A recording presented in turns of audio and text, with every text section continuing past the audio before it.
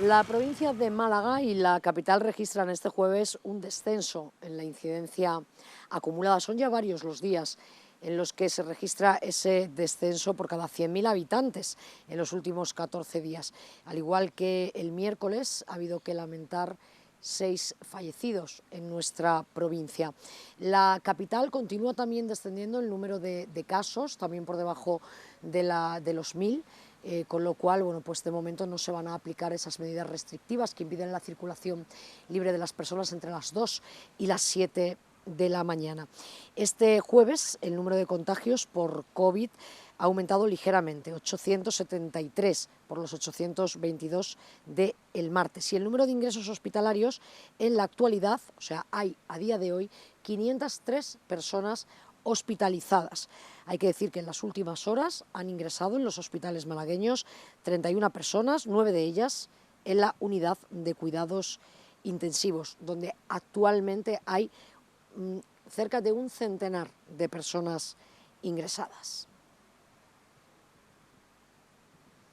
¿Qué tal? Muy buenas noches. Les damos la bienvenida a Salud y Bienestar. Ya saben que desde aquí, todos los jueves, en directo o en diferido, si nos están viendo ustedes a otra franja horaria, tratamos de temas que tienen que ver con nuestra salud, con nuestro bienestar, y también somos el altavoz de muchas asociaciones y también de profesionales que nos cuentan cómo desempeñan su día a día en esta recta final, esperamos, de la pandemia, en esta quinta ola que continúa haciendo mucho daño con esta variante Delta. Hay también que comentar, ahora lo veremos en imágenes del Palacio de Ferias y Congresos de nuestra capital, del FICMA, que el ritmo de vacunación sigue estable, aunque eso sí, ha bajado la edad de las personas que están siendo llamadas por el Servicio Andaluz de Salud para vacunarse. Actualmente son ya personas adolescentes de 15 años los que pueden acudir al FICMA para que les suministren esta primera dosis de la vacuna. Hay que comentar también que se han superado los 2 millones de dosis administradas contra el COVID, y también hay que decir que lo comentábamos ya la semana pasada, hay que decir que en el conjunto de Andalucía ya se han administrado 10 millones de dosis.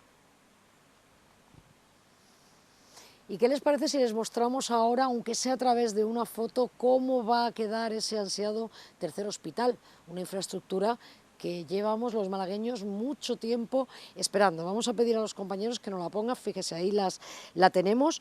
Para que se hagan una idea, va a suponer una inversión de 375 millones de euros, tendrá 15 plantas, un diseño vanguardista y una dotación integrada por 810 habitaciones, 42 quirófanos, 198 consultas, 66 boxes de UCI, 2.000 plazas de aparcamiento y, lógicamente, pues toda clase de medios tecnológicos para que la asistencia sea totalmente inmejorable. Como curiosidad hay que comentar que este tercer hospital, como le hemos dado en llamar los malagueños, que va a estar, ya saben, en los terrenos que ocupa actualmente el Hospital Civil de Málaga, va a conectar directamente a través de una pasarela con el Hospital Materno-Infantil. Bueno, pues después de estos apuntes de actualidad con los que habitualmente comenzamos este programa, vamos ya a dar la bienvenida a nuestra primera invitada. La tenemos por aquí. ¿Qué tal? Muy buenas noches. Hola, buenas tardes. Ella Gracias. es María Dolores García Sánchez y yo decía es autora, ahora ella explicará por qué, porque ella dice no, yo no soy la autora. Bueno, vamos a decir es la coordinadora del libro Oncología Integrativa, tú y esa enfermedad. Bueno, explícanos esto, porque recoge muchísimos testimonios. Autora, bueno, ojalá, pero imposible ser autor de un libro con tanta complejidad, porque abarca muchísimos temas diversos. Lo primero que quizá debería de explicar un poco, que la oncología integrativa es un conjunto de, digamos, desde técnicas hasta hábitos que va explicando el libro, que una persona que está en el proceso de la enfermedad del cáncer puede utilizar para estar mejor en esa enfermedad. Entonces, claro, el libro lo que tiene son 66 autores, cada uno es el mejor, o uno al menos de los mejores especialistas en ese campo. Entonces, sería imposible que yo supiera tantísimo y con tantísima profundidad, pero ojalá, pero yo solo tengo un capítulo. Yo los he coordinado que ha sido algo, bueno, he tenido muchísima suerte, la verdad. Bueno, le hemos pedido a María Dolores que traiga el libro, lo tenemos aquí, pero lo estamos viendo ahora también en la imagen mientras nosotros charlamos. Comentabas, María Dolores, porque yo te preguntaba, bueno, ¿cómo llegas tú a idear, si no la autora, si la ideóloga, digamos, de esta recopilación, ¿no? Sí. ¿Cómo llegas a diseñar en tu mente, decir, voy a coordinar este libro? ¿Cómo se llega a eso? Bueno, ¿Por qué? Cuéntanos.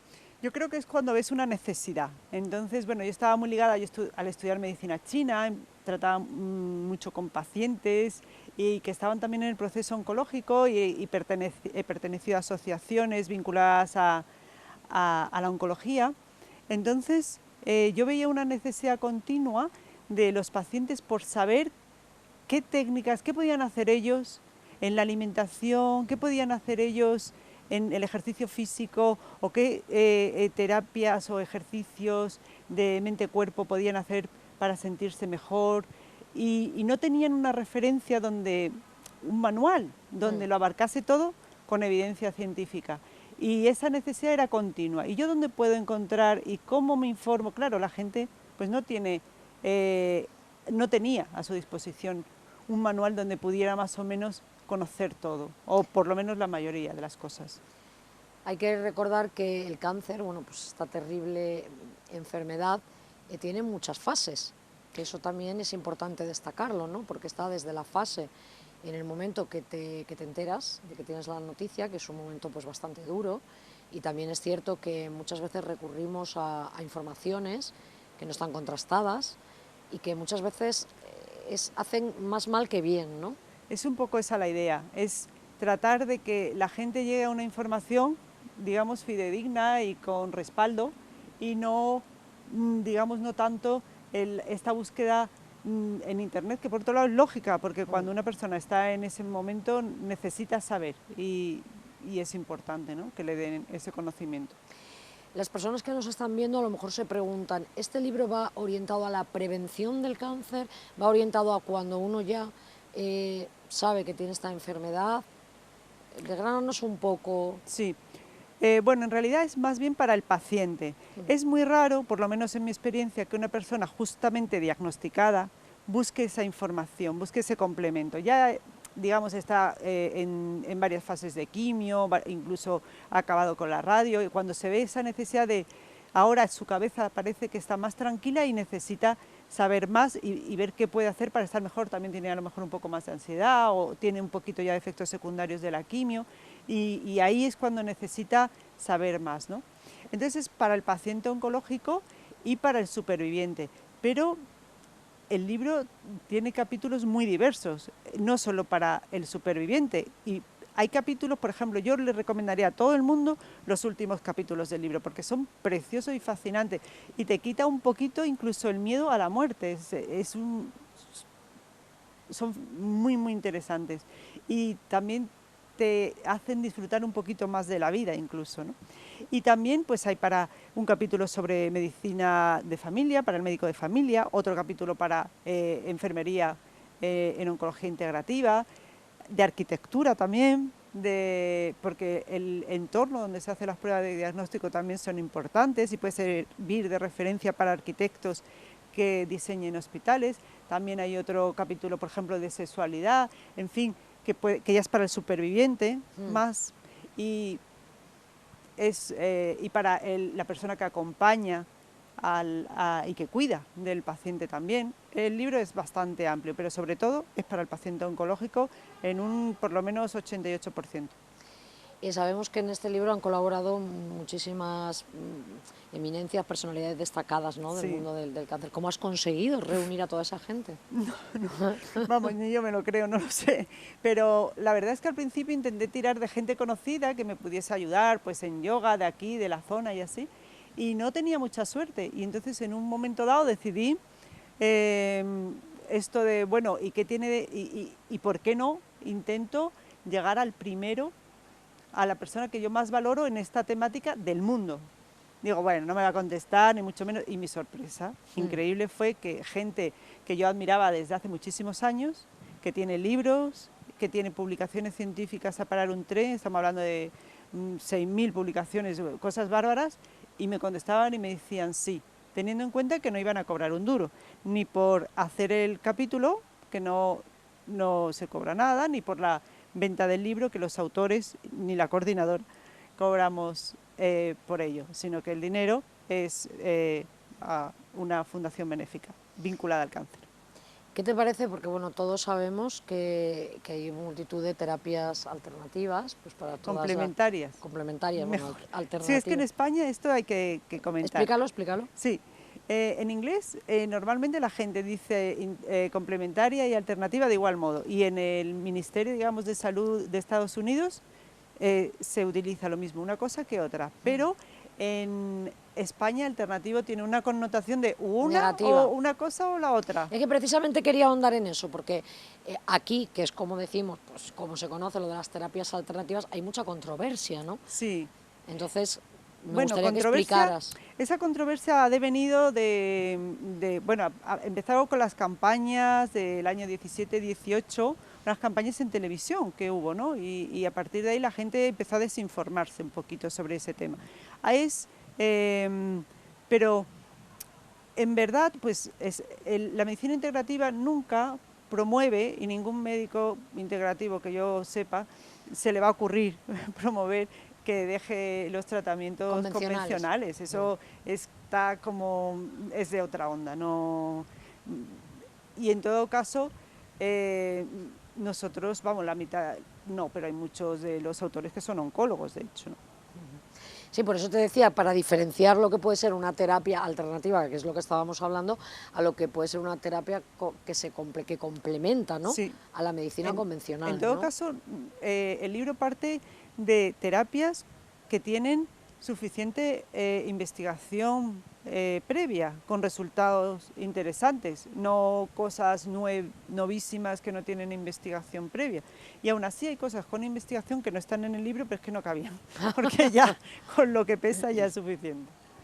Volviendo al libro, lo presentaste en Málaga, ¿no? En la sede de los Amigos del País, ¿no? La Sociedad Económica Amigos del País, de la mano de Cudeca, ¿no? Todo un referente, ¿no? En cuanto a los cuidados paliativos. Sí, bueno, Cudeca porque se ha portado muy amablemente, porque son la primera fundación que yo he elegido para, digamos, beneficiarse de los derechos de autor y beneficios del libro.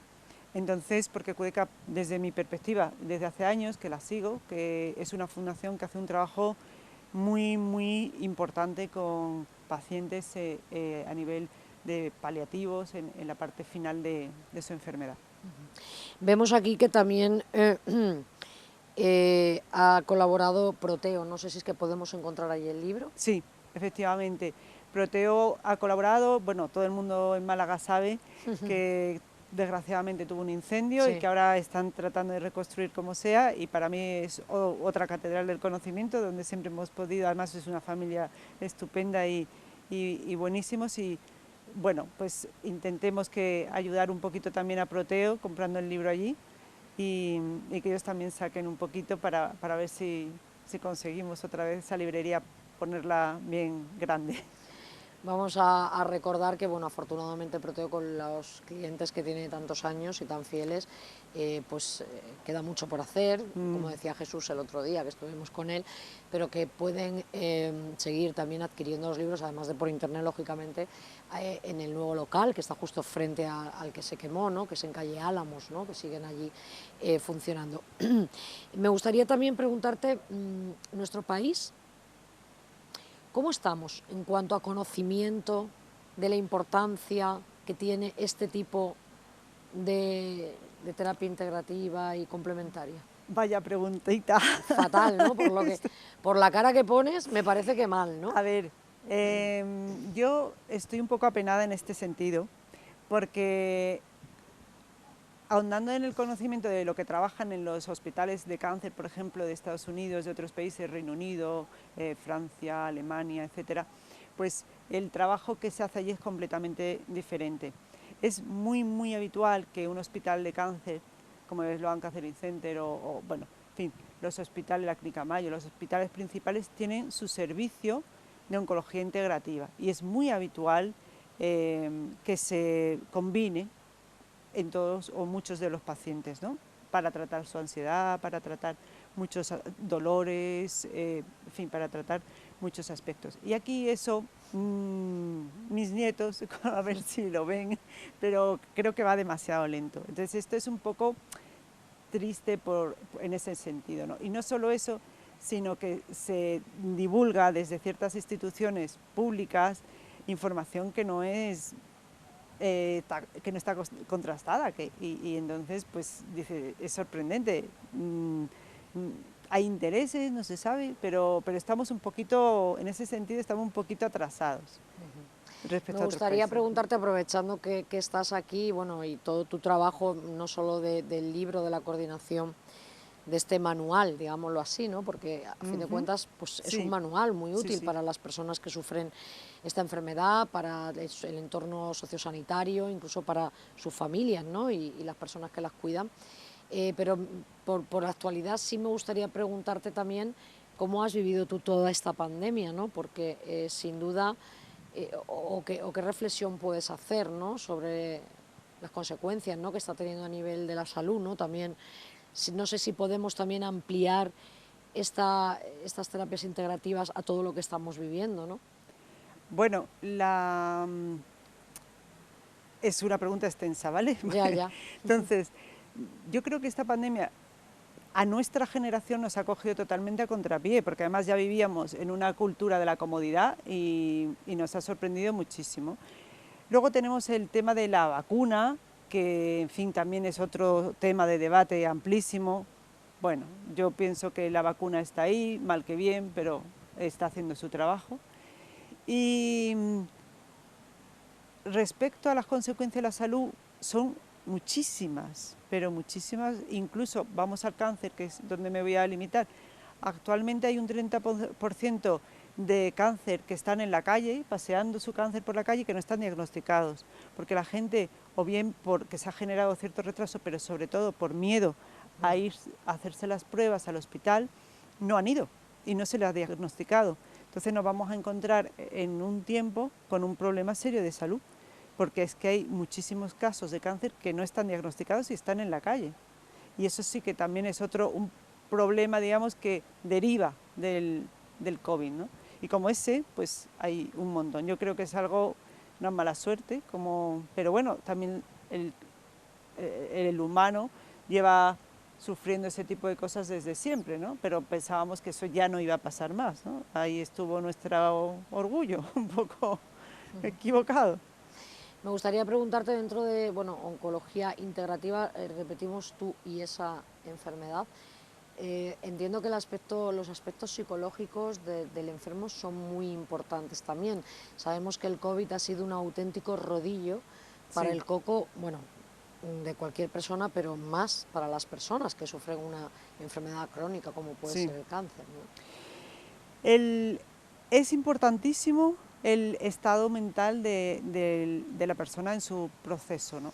Entonces está más que comprobado que el optimismo, hay evidencia para parar un tren, por ejemplo, es determinante en la enfermedad y en el sistema inmunitario. De hecho hay un capítulo que es de inmunología, específicamente de la importancia de la inmunología, y entonces la persona que está en ese proceso debería de saber, su oncólogo le debería de decir que es muy importante que mantenga un buen estado emocional. Esto es muy complicado porque tiene un problema muy gordo y la gente, pues en general en el colegio no nos enseñan a gestionar los problemas emocionales. Entonces porque el problema de la enfermedad se supone que se lo gestiona el oncólogo con sus tratamientos, pero ese problema pues un psicooncólogo le puede ayudar. Entonces yo invito también a que los oncólogos le comenten a sus pacientes que hay en Málaga, hay una asociación estupenda que colabora con el clínico, etcétera, de personas que trabajan psicooncología, y hay varias asociaciones y bueno, que se valgan de ellas y si no, pues de un especialista, porque desgraciadamente a nivel hospitalario todavía no, está a punto de Queda llegar. mucho por hacer. Por último, nos quedan apenas un par de minutos, María Dolores. Hay también un capítulo dedicado precisamente a la labor, ¿no?, que se hacen desde las diferentes asociaciones, agrupaciones de pacientes que son importantísimas y que tan importantes han sido durante esta crisis sanitaria, ¿no? Para acompañar, ¿no?, a esas personas. En este caso, bueno, pues hablamos del cáncer, pero muchas otras enfermedades, ¿no? Sí, sí. Y bueno, desgraciadamente muchas de ellas, como bueno, Fundación Olivares, etcétera, no ha podido hacer ese trabajo tan importante que hace, por ejemplo, con los niños del materno, ¿no?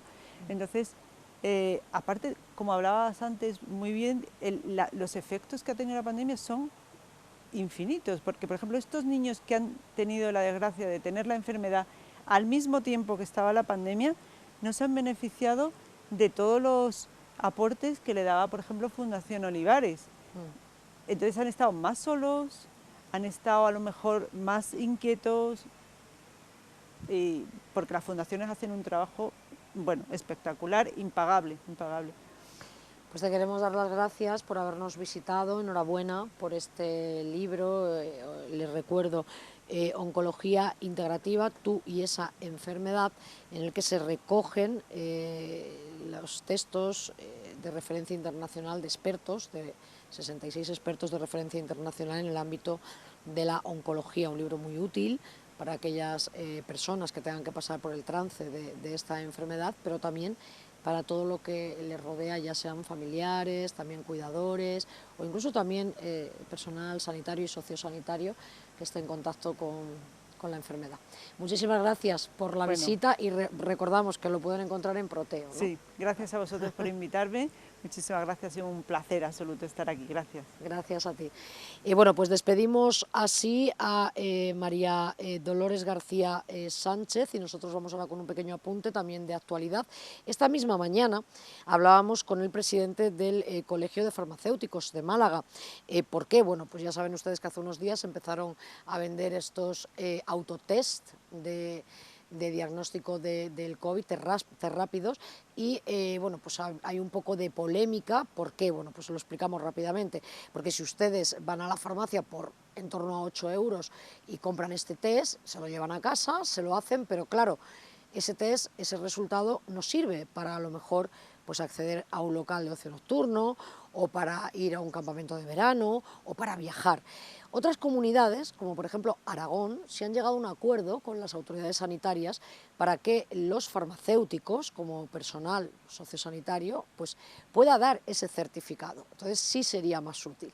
Y de todo esto le hemos preguntado a Francisco Florido y esto es lo que nos ha contestado. Vamos a escuchar. Insisto en que nosotros estamos disponibles a que esto sea así, pero que no está en nuestras manos el hacerlo. Nos parecería o nos parece que puede ser interesante de cara a descongestionar toda esta actividad. La farmacia, antes lo hemos comentado en el acto de presentación de la firma esta, la farmacia es un sitio muy accesible.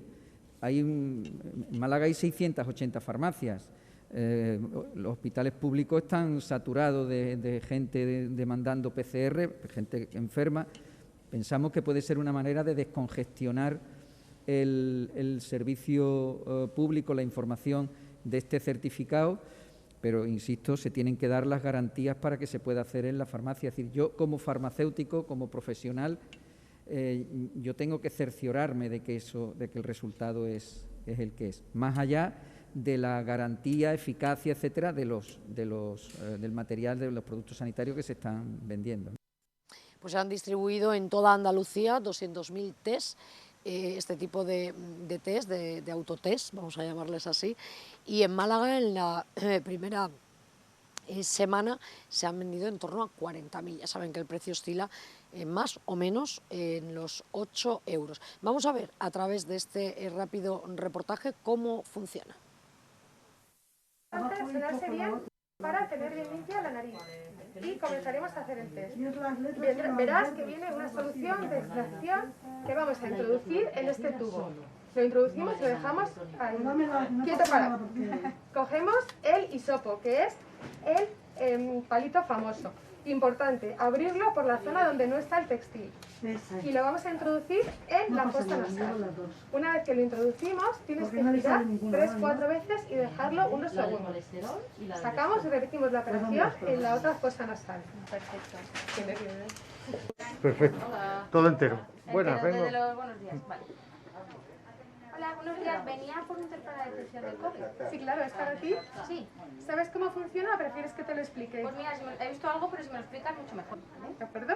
Una vez que ya hemos estado en la fosa nasal, lo dejamos en el tubo de extracción. Giramos 3 o 4 veces y dejamos reposar 1 minuto.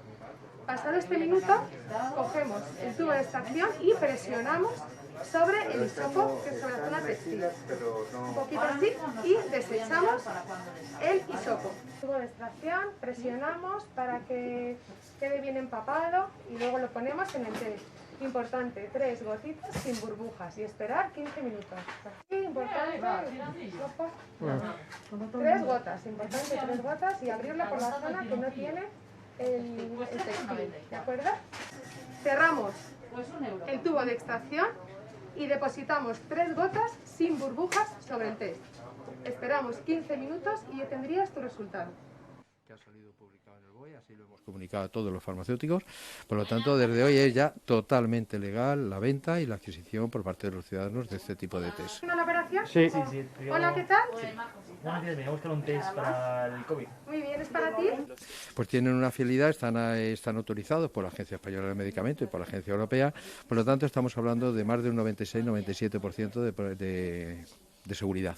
El tubo de extracción y digamos lo dejamos aquí reposar con cuidado. Cogemos el hisopo, importante, que es el famoso palito. Importante, cogerlo siempre por la zona no textil. Lo sacamos y lo... El Colegio de Madrid desde el mes de septiembre-octubre lo viene pidiendo, lo viene, pero vamos, reclamando. Bueno, pues gracias a Dios ya han atendido, ya lo han visto, han cambiado y ahora es autotest. Entonces este autotest usted lo compra aquí en la farmacia, se lo hace en su casa, es muy fácil de hacer y lógicamente si le sale positivo, pues va al centro de salud y lo comunica.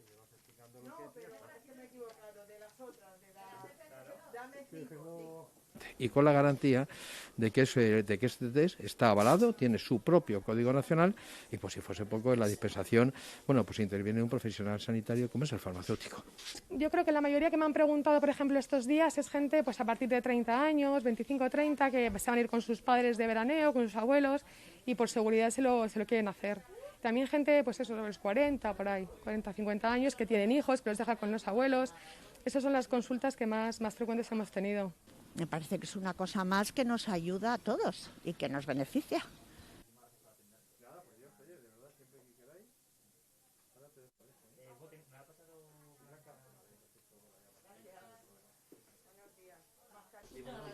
Pues mira, una vez que ya hemos esperado los 15 minutos, en las instrucciones podemos ver el resultado. Nos indica si es positivo, negativo o no válido. Y en función de lo que salga, pues tomamos las medidas oportunas. Bien, pues ahí lo tenían. Saludamos ya, tenemos al otro lado a la doctora Carmen González Uceda, médico de familia, presidenta de la plataforma Bastalla Málaga. ¿Qué tal, Carmen? Muy buenas. Hola, ¿qué tal? Buenas tardes. Me alegro de saludarte, aunque sea así de manera virtual. Bueno, vosotros hace muy poquito lanzabais un comunicado poniendo de manifiesto que, entre otras cosas, la atención telefónica dejaba a buena parte de la población sin cubrir, ¿no? Explícanos esto, ¿qué quiere decir? A ver, quiere decir que muchos pacientes acceder a citas telefónicas no les resulta fácil porque no manejan las tecnologías y bueno, pues esos pacientes tienen muchos problemas para que nosotros, su médico o su enfermero, le podamos atender, ¿no? Son pacientes mayores, son pacientes de bajo nivel cultural, que necesitan normalmente más cuidado, son pacientes, por ejemplo, que tienen patologías que les resulta difícil contar por teléfono, pongamos un tema de salud mental. Todo esto hace y pacientes que entienden que su problema a lo mejor no es para resolverlo por teléfono y mientras esperan a la cita telefónica y luego una cita presencial, pues se desesperan y se buscan otra manera de solucionar sus problemas. El delegado de salud, con el que hemos hablado aquí varias veces, Carlos Bautista, mantiene que muchas de esas citas, lo que es esas citas telefónicas, digámoslo así, lo que está es, bueno, pues evitando lógicamente que se saturen los centros de salud, porque es cierto que puede ser que hay mucha gente que también acude para cosas, trámites que sí se pueden hacer por teléfono. A ver, eso es cierto, y por otra parte, la consulta telefónica tiene sus virtudes, ¿no? Por ejemplo, el mantenernos cerca de nuestros pacientes en una situación en la que hay que controlar el aforo del centro de salud, ¿no? Porque si no, aquello se convierte en un foco de contagio. Pero, por otra parte, ha favorecido el que los motivos de consulta sean más banales. Esa comodidad que da el teléfono para una parte de la población satura nuestras citas. Te pongo un ejemplo, es que es muy fácil, tengo cualquier duda y le cojo cita a mi médico que me llama y yo mientras puedo seguir con mi vida, ¿no? Está incrementándose el número de problemas de salud que no son tales, que son temas banales o duda o consulta muy sencillas, y eso nos quita tiempo para otro tipo de actividades de mucha más calidad de cara a resolver problemas de salud al ciudadano, ¿no? Y luego, pues la saturación de las líneas telefónicas del centro de salud y de Salud Responde hace que muchos pacientes desesperados porque no pueden contactar, al final terminan yendo al centro de salud en persona a resolver sus problemas o malo, ¿no? Porque aumenta el aforo innecesariamente, y por otra parte otros optan por coger cita al médico o al enfermero para resolver esos problemas que son realmente información de cómo funciona el sistema sanitario o de problemas con la burocracia del hospital o con la nuestra. Y de verdad que para nosotros es una traba enorme porque nos está limitando mucho nuestra capacidad de dar respuesta a cosas de verdad importantes, que son de verdad de nuestro trabajo. Y todo esto pasa en pleno verano, con la quinta ola, con un montón de personas que empiezan a encontrarse mal, que jóvenes que no están vacunados, que acuden también lógicamente, a que les presten atención médica, ya sea en el centro de salud o a través de los servicios de urgencias de los hospitales, y con la plantilla mermada por las vacaciones. Exactamente, es la misma situación del año pasado, pero el año pasado entramos en el verano con las plantillas mermadas, efectivamente, y con el nivel de la pandemia de COVID controlado porque salíamos de un confinamiento. En cambio, este año hemos entrado en el verano que no habíamos salido de la cuarta oleada, que hemos mantenido una tasa elevada de COVID desde el mes de febrero hasta ahora, y de repente ha pegado un repunte brutal.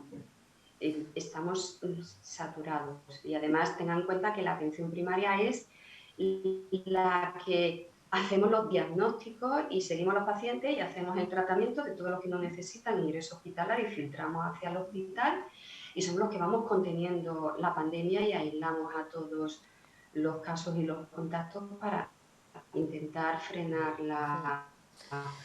la evolución descontrolada de esto, ¿no?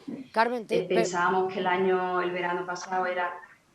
¿Dime? No, perdona que te interrumpa, es que hay un tema pensábamos que el verano... ¿Sí? Sí, te comento, es que hay un tema que no quiero que se me pase, como el tiempo es limitado, ya sabes, en la tele, es precisamente el tema de los rastreos. Los rastreos cada vez son más difíciles de hacer, pero llama un poco la atención porque también desde el Gobierno central se ha ofrecido a las comunidades el tema de ayuda, ¿no?, por parte de rastreadores militares, como ya se hizo en los años, o sea, en el año más duro, ¿no?, en plena pandemia, ¿no? Sí, los militares están rastreando y de hecho están haciendo una ayuda inestimable, pero cuando las oleadas suben tantísimo, eso no es suficiente. De hecho, tenemos problemas para rastrear a todo el mundo en un tiempo razonable. Esta oleada creo que nadie nos la esperábamos, ¿no? Pensábamos que con el nivel de vacunados que había no íbamos a tener otra oleada de este tipo, ¿no? Pues nos hemos equivocado todos, ¿no? Porque evidentemente el virus está haciendo estragos entre los no vacunados Ya. y entre algunos de los vacunados también. Y a todo esto hay que decir también que, bueno, todo el personal sanitario venís claro, de un año, bueno, terrible, ¿no? Y que estáis desbordados, que estáis agotados, ¿no? Estamos exhaustos. La palabra es esa, exhaustos. Me llama mucho la atención también esa pérdida de popularidad, ¿no? Sin precedentes, tras esos meses en los que fuisteis superhéroes, ¿no? Que os aplaudían en los balcones, y ahora ver cómo desgraciadamente semana sí, semana también casi tenemos que lamentar esas agresiones, ya sean verbales o físicas, al personal sanitario, ¿no? Pues sí, la verdad es que en la población un esfuerzo durante un tiempo breve, todo el mundo lo hacemos, lo entendemos, pero esto se está alargando mucho y es difícil contener todo ese malestar de la ciudadanía que quiere volver a la normalidad, una parte de ella, todos, ¿no? Y es que los sistemas sanitarios que no llegamos y que constantemente tenemos que frenar nuestra actividad porque suben las oleadas de la pandemia. Entonces, todo esto está generando mucho malestar en la ciudadanía, ¿no? Que nosotros lo entendemos, pero que los profesionales no hacemos otra cosa que trabajar y trabajar. No somos responsables de los déficits que tenía el sistema sanitario público antes de entrar en la pandemia y que llevamos arrastrando todo este tiempo, ¿no? Porque los recursos que se han puesto añadidos no es suficiente. En los médicos es que no hay médicos donde sacarlos, ¿no? Muchos se han jubilado durante la pandemia, podían, y esto ha desbordado a muchos compañeros mayores y que además corrían muchísimo riesgo. Y bueno, las circunstancias en las que trabajamos, que no son nada atractivas, ha espantado también a muchos jóvenes. Los contratos tampoco son todo lo que atractivos que debieran de ser, ¿no? Entonces, no tenemos refuerzos, los médicos no tenemos refuerzos. Eso te iba a preguntar, porque desde la Administración Autonómica, la Junta de Andalucía asegura que se ha hecho un gran esfuerzo, no solo en inversión, en hacer esos circuitos, que sí, que eso es cierto y ahí se van a quedar, sino en inversión a la hora de abrir bolsas, de contratar. ¿Vosotros lo estáis notando eso? Porque los sindicatos dicen que no es real. Ha habido refuerzos, bueno, los rastreadores que han contratado, ha habido refuerzos en personal administrativo, ha habido refuerzos en enfermería. En médicos es que estamos lo que estamos. Están prácticamente todos contratados, pero no se ha sabido atraer a más compañeros para trabajar en la sanidad pública. Y ahí es donde está el problema, ¿no? Los médicos no hay refuerzos. Te quería preguntar también, porque bueno, sabemos que la plataforma Basta Ya está integrada por médicos de familia, pediatras, ¿no? Creo que también, ¿no? Sí. Y te quería preguntar, porque bueno, tenemos ya aquí a la vuelta de la esquina la vuelta al cole, ¿no? No sé muy bien qué previsión tenéis de lo que pueda pasar, visto lo visto, cómo se están sucediendo los acontecimientos.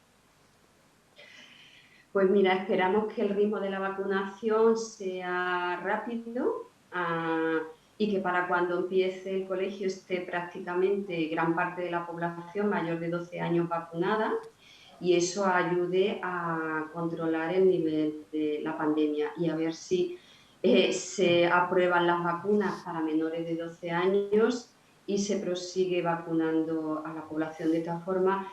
En los colegios ya hemos visto que durante este curso escolar han tenido mucho apoyo por parte de la enfermería de los centros de salud, ha estado muy bien organizado y aunque ha habido casos en los colegios, pero la cosa ha ido más o menos rodando, ¿no? A ver si este año entramos en mejores condiciones y ya veremos, porque esta variante, la variante Delta, es mucho más contagiosa. Pero bueno, ya veremos cómo se nos plantea el panorama. Ya lo veremos. Te voy a preguntar, me voy a arriesgar, pero vosotros como profesionales, médicos, ¿qué sensación tenéis? Porque hay un poco de miedo entre la población porque esta variante Delta ha sido muy agresiva, ya es la dominante, está claro, ¿Pero pueden llegar más? Sí, claro. Ya. A ver, tenemos un problema. Estamos vacunando mucho en los países más ricos, pero en los países más pobres, y muchos de ellos, el COVID va que vuela y no se está vacunando al ritmo que lo nuestro. Mientras más circule el COVID, más riesgo hay de que aparezcan variantes. Entonces, urge que se vacune a nivel de todo el planeta. Si no, pueden seguir apareciendo más variantes. Es verdad que lo que más razonable que ocurra es que se difundan las variantes más contagiosas, no las más letales, porque si aparece una más letal, si el virus va matando o va enfermando de mucha gravedad, todas esas personas se localizan enseguida, es fácil aislarlas y, bueno, y es más difícil que circule el virus, ¿no? Y también esperamos que las vacunas, como hasta ahora, sigan sirviendo para las variantes que vayan surgiendo. Eso queremos pensar, ¿no? Esperemos, esperemos. Carmen, ¿ya has disfrutado de tus vacaciones? No, Todavía no. mañana es mi último día de trabajo. Bueno, qué buena noticia, qué buena noticia. Pues desde aquí te deseamos lo mejor, que descanses, que a todos los compañeros que descanséis, que disfrutéis, que desconectéis en la medida de lo posible, porque es importantísimo que estéis bien psicológicamente, físicamente, para poder hacer el bien, ¿no? al resto, ¿no? que somos nosotros. O sea, que unas vacaciones muy merecidas. Carmen, un abrazo muy fuerte. Un abrazo. Muchas gracias. Gracias, Carmen González Uceda, presidenta de la plataforma Basta Ya Málaga. Vamos a un pequeño vídeo en el que os contamos que el Hospital Clínico de Málaga ha hecho estudios genéticos a más de un centenar de familias con dolencias cardíacas. Vamos a verlo en el siguiente reportaje.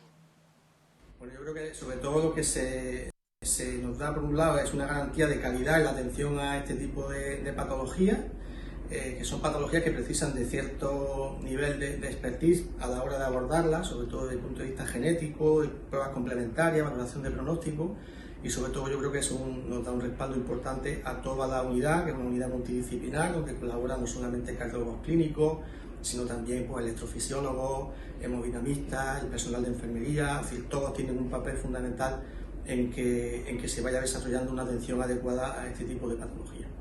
En los últimos pues, prácticamente 10-11 años se ha desarrollado esta unidad. En ella se hace un abordaje integral de familias con cardiopatías de tipo familiar. Es una forma diferente de manejar la patología, no se centra en un paciente concreto, sino en una familia de forma global. Básicamente lo que se realiza es un estudio inicial de un caso índice, de un paciente que presenta una de estas miocardiopatías.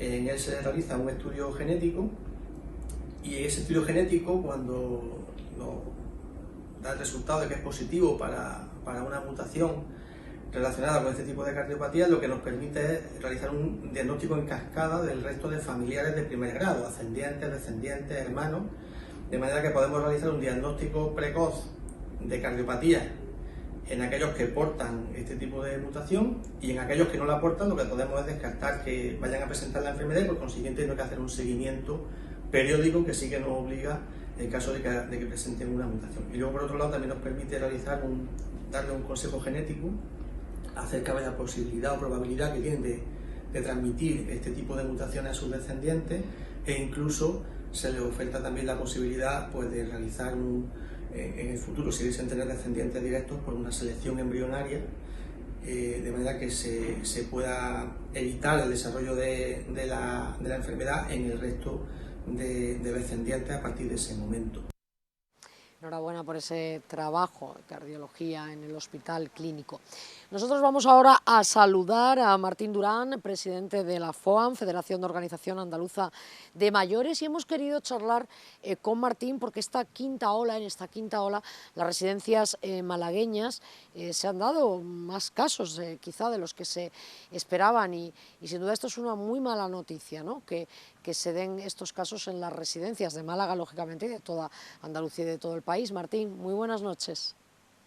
Hola, muy buenas noches. Sí, comentábamos que Málaga es una de las regiones que más positivos notifica, ¿no? Tanto en residencias como entre los empleados, ¿no? Una de las provincias, perdón, que más positivos notifica de toda la región en esta quinta ola.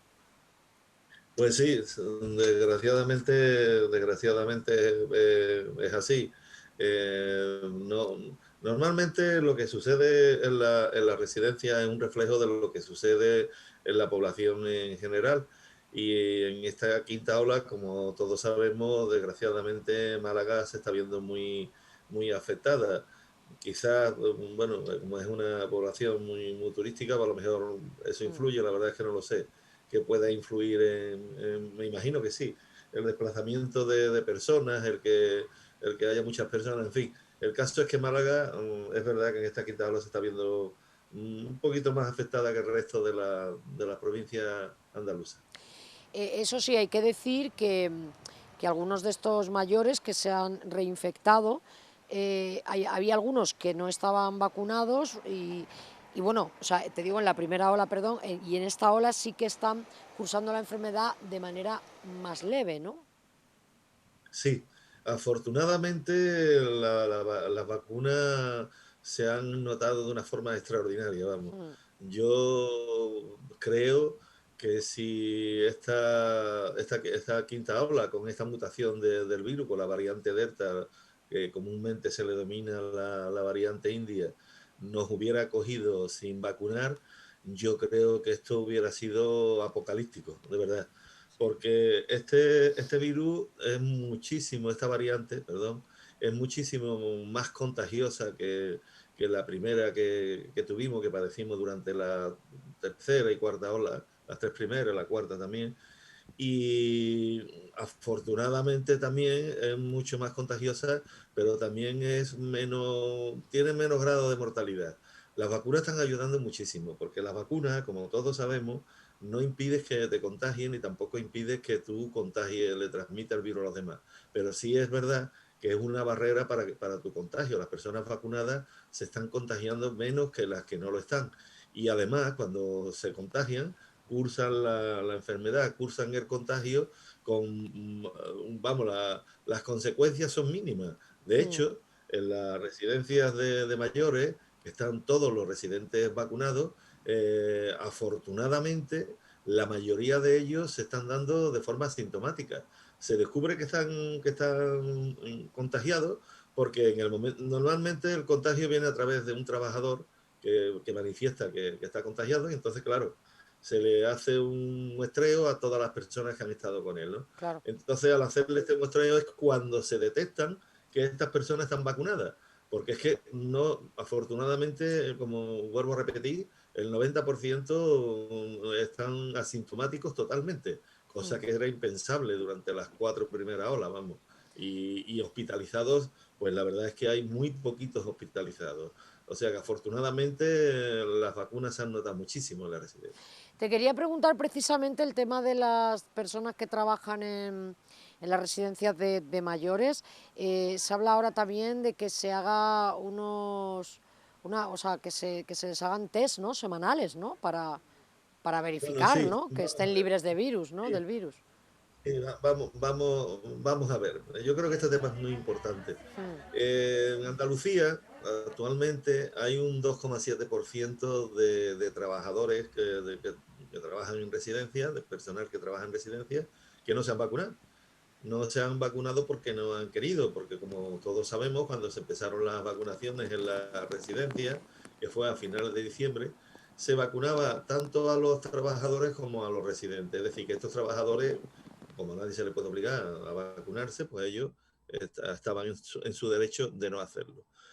Desgraciadamente se está observando que muchos de estos contagios que se están produciendo en la residencia vienen, de hecho, por trabajadores que no están vacunados. Entonces, nosotros creemos que esto es un sector muy delicado.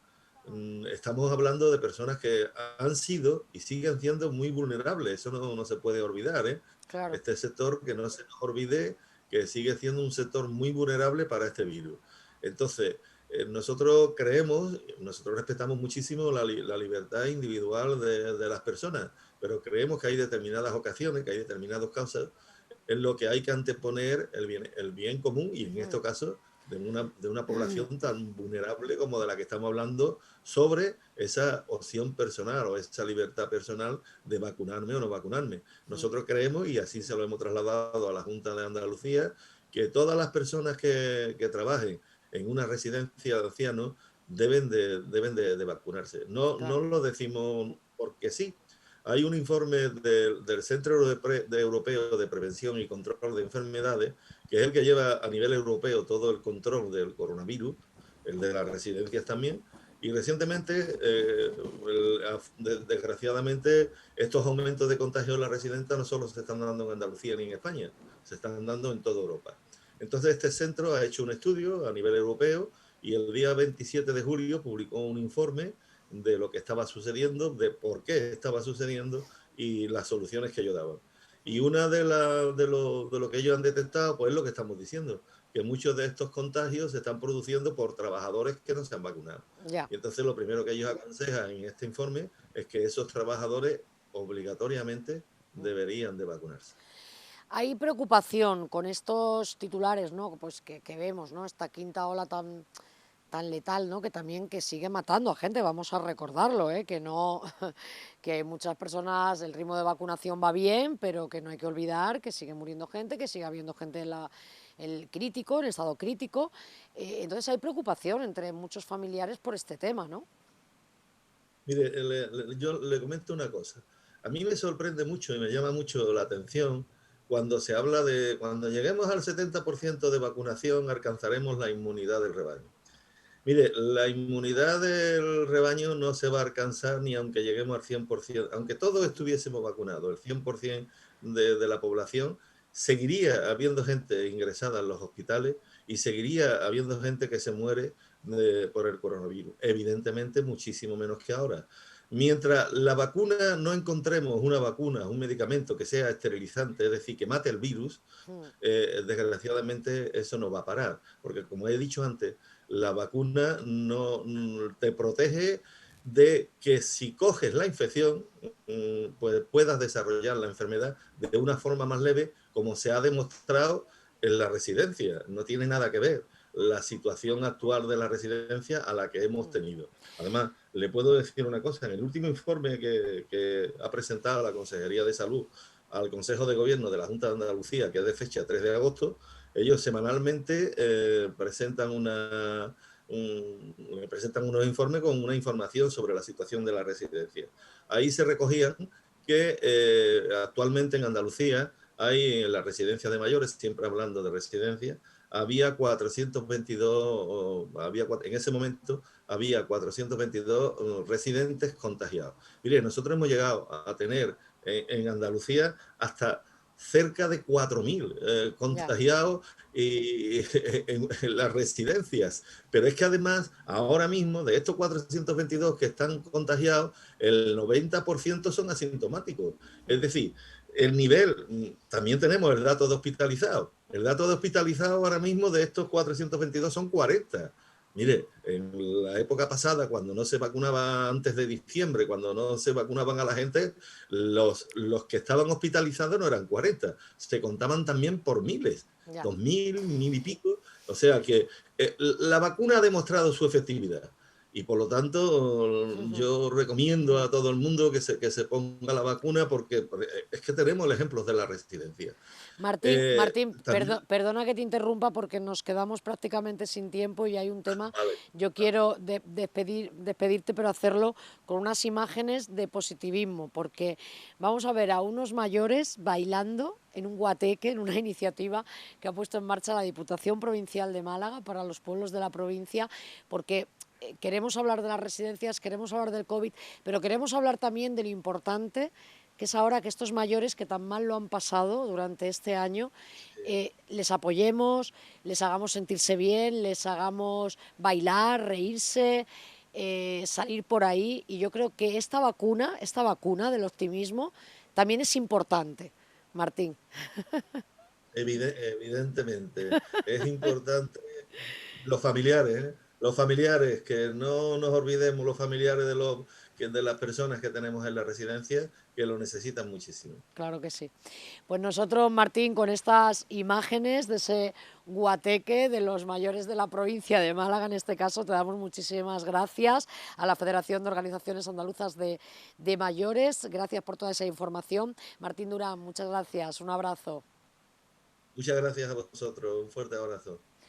Y con estas imágenes, señores, pues nos despedimos porque ya llegamos al final, a nuestra hora, pero recuerden que el próximo jueves volvemos aquí en Salud y Bienestar con más temas relacionados con la salud y nuestro bienestar. Hasta luego, feliz semana.